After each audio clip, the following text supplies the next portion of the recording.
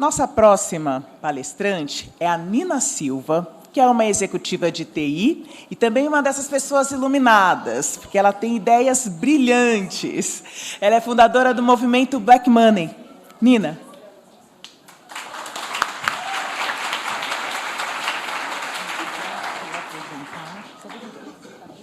Tá bom, bem aqui no meio. Ela pediu para eu comer. Ai, Isa, minha linda. Ai, gente, eu não tenho modo. Ainda me bota um cronômetro e já começou. Bom, meu nome é Marina. O Nina tem um porquê. Eu já vou falar também, tem a ver com a história da Dani, um pouquinho. Sou nascida e criada no Jardim Catarina, na época, em 1982. E aí, agora vocês podem falar, Sim, 1982. A maior favela plana da América Latina na época. São Gonçalo, município do Rio de Janeiro. A Nina nasceu Marina, filha de seu Antônio Carlos, filha de Dona Marise quilombola, do interior do estado do Rio de Janeiro.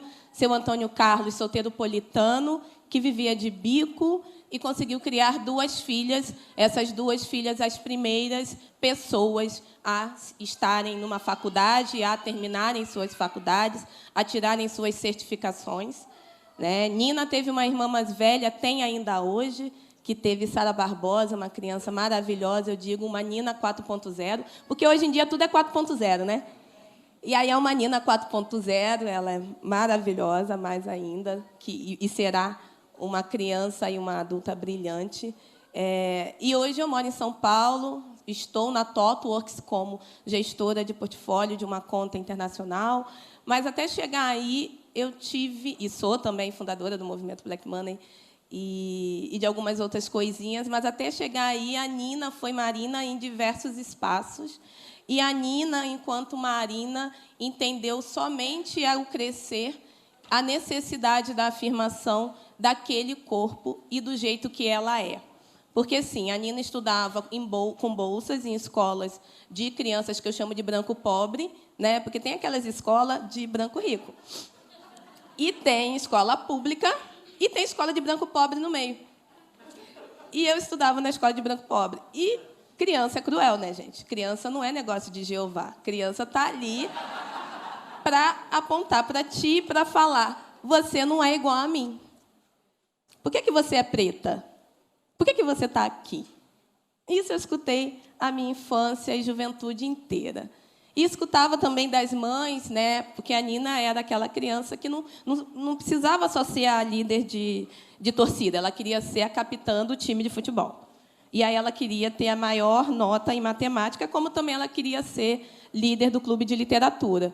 Porque, sim, eu fui criada numa sociedade binária, pseudo-binária, e que hoje está aí, né, aplaudindo a gente, né, Dani? E entendendo que pessoas multitask, multitarefas, são pessoas que conseguem estar em ambientes de maior transformação e mudança, como são os ambientes hoje, dentro e fora das corporações. E eu sempre fui essa criança. Ótima em literatura, melhor ainda em matemática.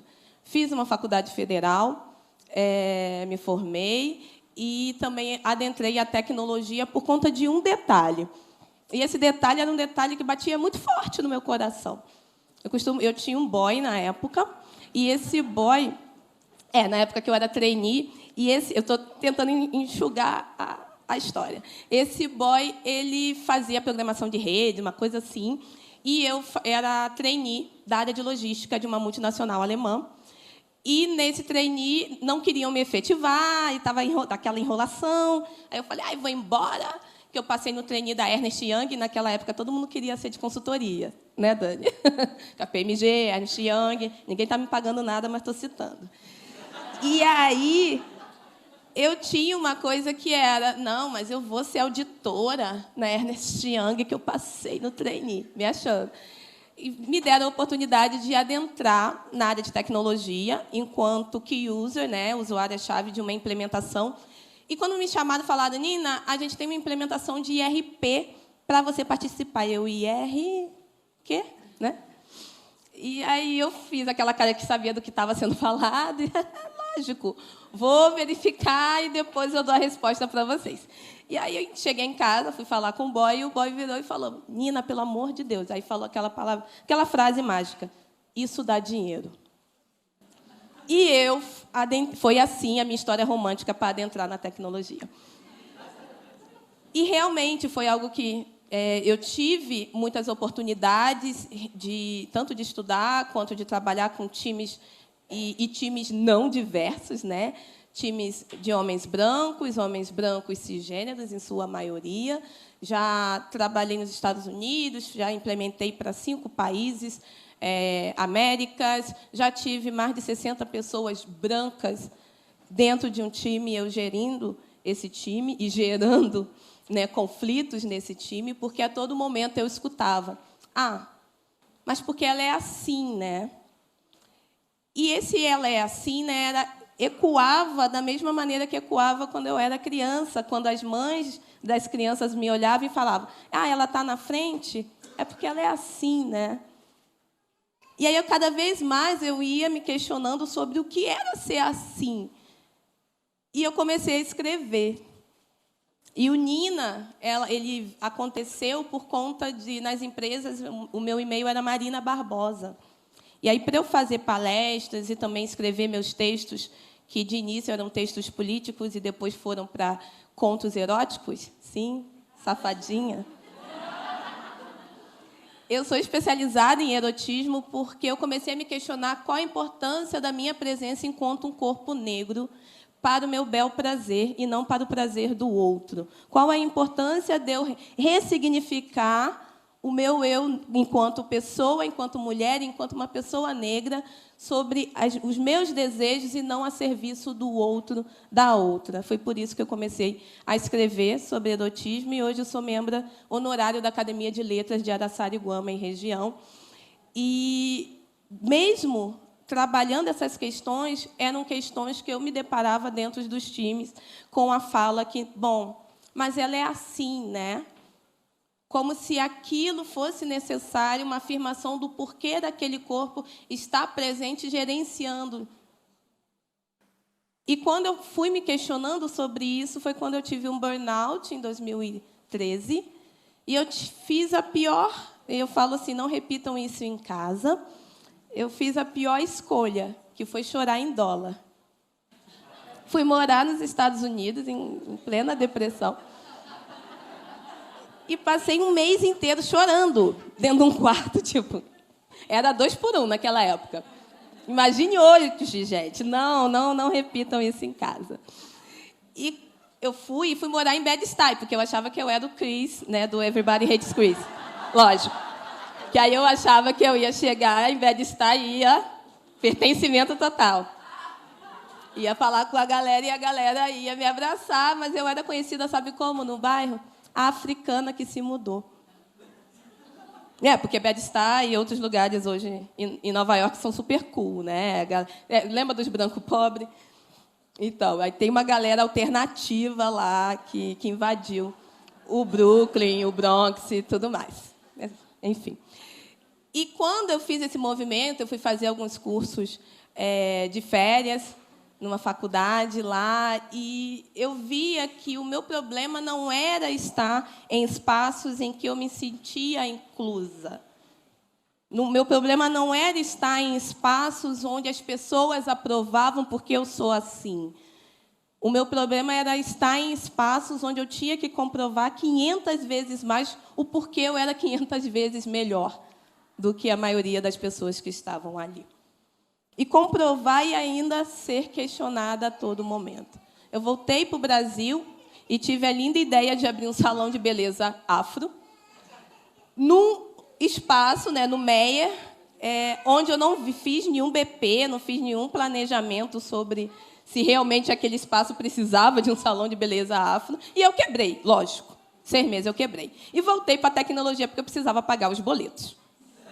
Só que, quando eu voltei, eu fiz um coach de carreira e voltei entendendo que eu precisava, sim, estar em determinados espaços com aquele corpo que é o meu pertencimento e qualquer outra dúvida a ser colocada é problema do outro, é problema da outra.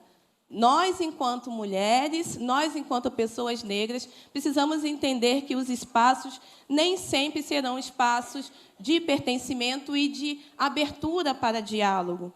E os espaços, principalmente corporativos, são espaços, sim, até hoje, de hostilidade para corpos que eles entendem que seja de diversidade. Só que eu costumo dizer que nossos corpos são de normalidade. Porque é a normalidade que tem que estar em todos os espaços. E, enquanto uma pessoa negra, sim, raça vem primeiro em todas as questões que eu lido no meu dia a dia, porque é a minha cara sendo preta que diz primeiro algo para alguém, depois a questão de gênero. E aí, quando eu comecei a entender essas movimentações e entender que o problema é do outro, racismo é problema do branco, misoginia é problema do homem, homofobia é problema de pessoas cisgênero, quadradas, basicamente pessoas da família tradicional brasileira. E aí, quando eu volto e busco esse pertencimento, eu entendo que eu não preciso pedir inclusão, eu não preciso bater na porta de ninguém, eu preciso reconstruir os meus próprios castelos. Porque é esse medo da reconstrução dos nossos espaços é que fazem e que nos repelem de dentro de espaços que não nos absorvem. E eu me mantive, sim, dentro das corporações, porque é preciso travar esse diálogo e ter pessoas como eu, sim, nesses espaços. Mas criei o movimento Black Money, um movimento de empoderamento para pessoas pretas em todas as esferas que hoje nós precisamos dialogar: inovação, tecnologia, empreendedorismo e, sim, falar de startups, falar de transformação digital, mas de uma maneira direta, falando que grupos hoje, que foram desde sempre minorizados, hoje são grupos de oportunidade. Mas oportunidade para nós no comando, oportunidade para nós no protagonismo, oportunidade para nós com o microfone na mão. Porque, sim, nós somos assim e traremos o nosso mundo de volta, independente de sermos 1, 2, 10, 1000 ninas e ninos, porque estamos aqui por todas as pessoas negras e também por todas as pessoas aliadas que querem realmente fazer uma revolução que é tecnológica a partir das pessoas, que é de diversidade a partir do respeito à nossa normalidade. E se realmente nós precisamos de espelhos, como eu tive da minha irmã, de falas inclusivas em casa, de que eu tive para sim, vai e faz, independente do que forem falar para ti, é porque hoje nós temos espelhos muito mais próximos a partir da inclusão digital. E esse reverberar nos dá a possibilidade de construir pontes muito mais sólidas e muito mais de equidade. Porque aí eu não preciso pedir para sentar na mesa de ninguém, nem para dialogar na cadeira de ninguém. Eu vou começar a escolher quem são as pessoas que eu quero dialogar e deixar entrar pela minha porta. O movimento Black Money ele trabalha com educação, trabalha com empreendedorismo, trabalha também com serviços financeiros para a população que hoje é a maioria desse país. E quem quer ser aliado, aliada, sejam bem-vindos. Obrigada, gente.